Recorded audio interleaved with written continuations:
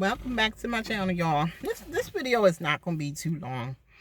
Maybe I might insert some photos and stuff from the trip in December, but basically I'm just gonna talk about how it was traveling back in December before they brought the vaccine over to Ghana and pushed it here in America.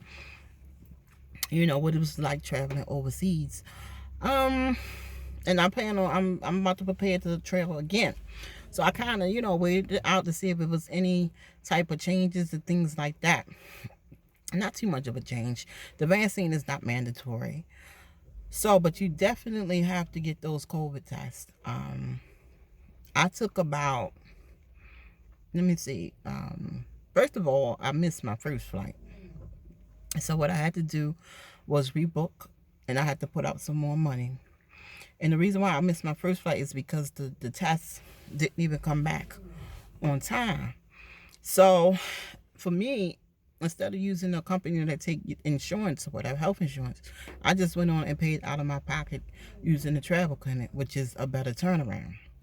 Plus, when I took the test, it was close to the Thanksgiving weekend, and everyone was sitting up there trying to get those tests done. So that made me miss my flight, but I was able to rebook and get over there. Now, when I got to the airport with Ghana, before you even before you even can get on, I went with Ethiopian Airlines. Before you can even get on to the airplane, you have to show that you paid to take that test before you leave out of the airport with once you arrive in Ghana. You have to also what I'm trying to say, you definitely have to have your results in order to board, but you have to pay for your tests that you need to take once you get to the airport in Ghana. So I literally had to stop and pay for my tests before I was able to even check in. So once I arrived in Ghana, you get off the plane, you walk around to like these kiosks, and they ask you all this information. And so you put in your information, you walk down, you show that you paid for your test, and then you go get tested, which was, it wasn't as painful as the test that I took here in with the travel clinic, because those swabs were pretty they were pretty big. You know what I mean? It was real it really irritated. It actually gave me a headache. So by this time, this is 2 tests. So once you go do like your immigration and things like that, by the time you get your baggage and stuff, I did have to wait a little bit longer. Your test results will be ready. So both tests, they came out negative, because for one, you're not going to be able to even get on the plane if you have a negative test, especially if you're an American citizen. 2, they're not going to let you out the airport if your tests come back positive. So they both were negative. One thing I like about Ghana is how they stayed on top of things when it came to how they took the seriousness of this pandemic. Real clean, real professional. Just everything.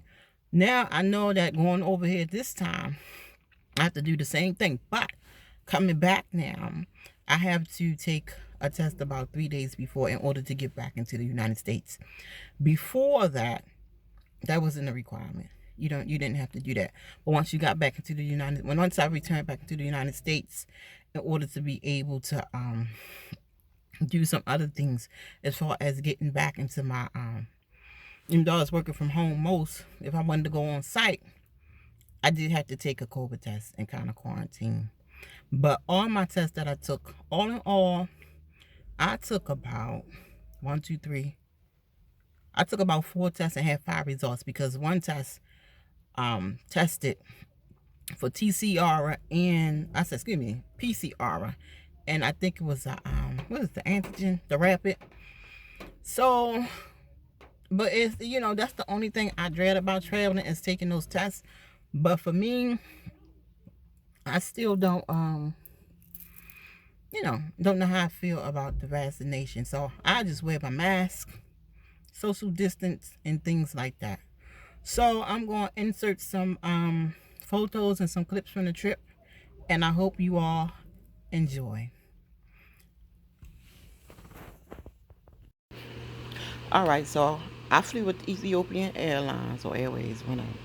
And you definitely have to pay for your COVID test that you have to take when you arrive in Ghana before you even board. So I had to do that. And now what's coming up is footage of the Ethiopian airport. It's beautiful there. I made it to Ethiopia. One more flight, then I'll be in Ghana. Oh, coming from cold weather to the hot weather. That was a long flight, y'all. We 8 hours ahead over here. So,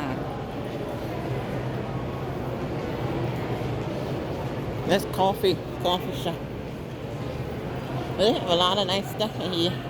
I never really get a chance to look so much, especially when I'm just doing a transfer.